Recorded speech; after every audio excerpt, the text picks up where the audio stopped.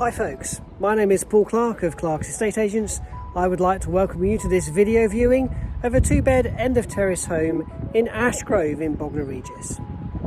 Starting from the outside on our street scene, it's the property that's end of terrace on the left hand side. Coming around for the rest of the street scene for you. And on the opposite side of the road.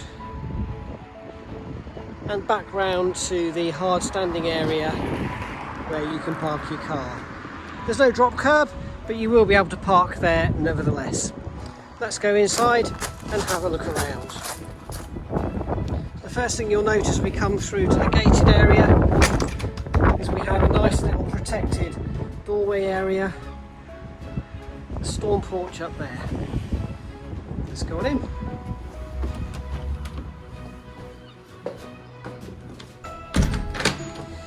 Okay, so starting in the hall, this is a general electrical cupboard. Here we are. And round behind me on the right, we have a stairwell. So the understairs storage cupboard is quite unusual. You'll see that from the other side in a moment. But from this side on the left, we can see we have a downstairs WC window on the front on the left, all been double glazed out. Okay, into the front room, so this is the main lounge. And coming around so you get a handle on both sides of it. Here we are, and back around to get a full sweep of it. And there's a fireplace here which you can open out and put in with a gas fire should you want to. Into the kitchen. So we are now at the original back of the house. There's a small extension been created on the back and we'll go out there in just a moment. But in the meantime, the kitchen units are all exactly what they look like. There's no concealed units with this property. Boilers up here. We have high level units in the normal way with an electric oven and a gas hob and a breakfast bar on the right, which is quite a nice neat place to have some breakfast. Now this door is really the back of the original house, and we have this additional room that looks and feels exactly like a normal reception. But it is just worth noting that this is actually a wooden. It's been fitted with a nice double glazed window and it's been lined and plastered out, but it is actually not a normal brick built construction. You can see here this is an external storage cupboard from the property. And that's actually the understairs storage cupboard. And as we go outside, you'll be able to see as we come through. Just going to spin round. You can see now what we mean by this construction, which is to say that it's a wooden lean-to which has been added to the back of the property. It's quite sound and quite useful, but it's important that you know that it's not a brick-built part of the property rather than making an assumption that it's a natural extension. Round to the side, this gate here will take you out to the front and the side of the property. This is where we came in a few minutes ago. Okay, so through the courtyard, a lovely big courtyard in this property. Behind the courtyard is another section of garden. Okay, I reckon this is probably a good 60 feet or so. This is just this section, it'll be longer with the rest of it. So coming back to take a look at the property, here we are, huge great big tall fences. So the other side of this fence is the Durban Road with the industrial park in the background behind that fence and the house. Very, very large patio here. Look at that. Okay, and then coming round, let's go back indoors. It's quite a nice sized garden. I don't think I've seen a property this big on a 2-bed for some time actually. It's probably the biggest one that I've got for sale today on a 2-bedroom property, that's for sure. Right, let's go on back inside and go upstairs. Here we are. So we have a turning staircase going upstairs.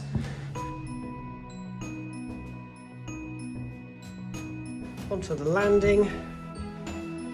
So So windows out the side, just so you can see what we're dealing with, everybody else and the neighbours.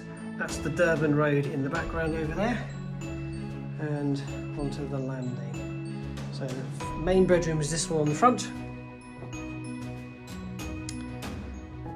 There we go. And just have a quick look at some of the detail. So there's a airing cupboard here with a hot water cylinder. A couple of bits of junk just need to go. Another cupboard up the top there. We have some curtains that have been used to create a wardrobe area, and you'll probably end up upgrading or replacing this, but it does what it says on the tin. It creates a nice easy space. We do have twin aspect windows to the front, so it's quite a bright room. And again, just so that you can see, so we're looking outside at the front of the property, and you can bring your car up there. You'll need to bump the curb, but you can bring the car up there should you choose to do so. So this is now at the rear of the property. Really sensible size double room. And over here we have an additional overstairs storage cupboard. And just so you get a better handle then, so again, that's the Durban Road. You can see the start of the industrial units over there, auto electrical factor and auto parts engineering.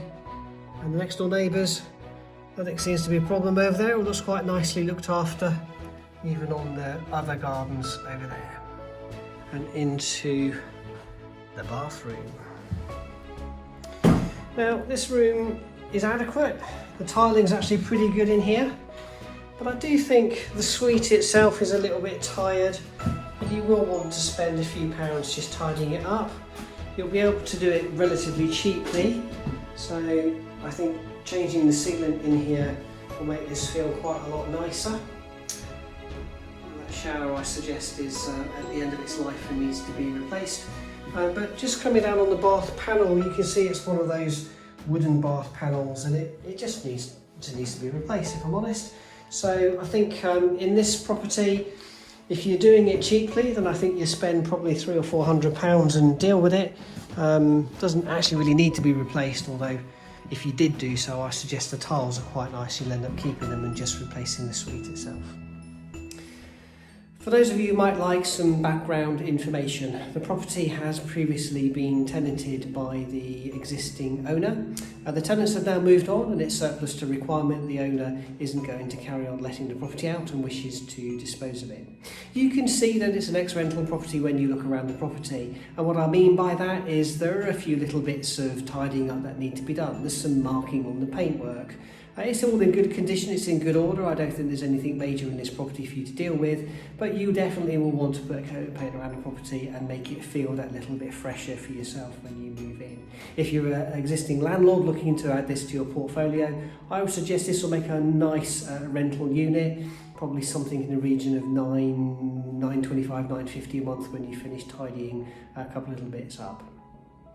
In terms of parking outside, you'll have noted that there's some hard standing to the front.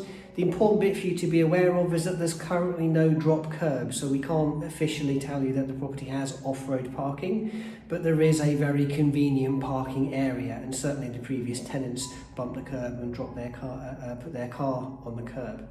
I think most people will probably choose to do that, but it strikes me as would be relatively inexpensive to get consent from the council to put a drop curb in and then have that work undertaken. That's all from us here at Clarke's Estate Agents. I hope you liked the property. Feel free to get in touch and let us know if you'd like to view the property. We'll be delighted to make an appointment for you to see it directly in person.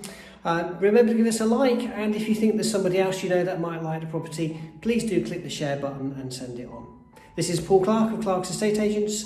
Bye-bye for now.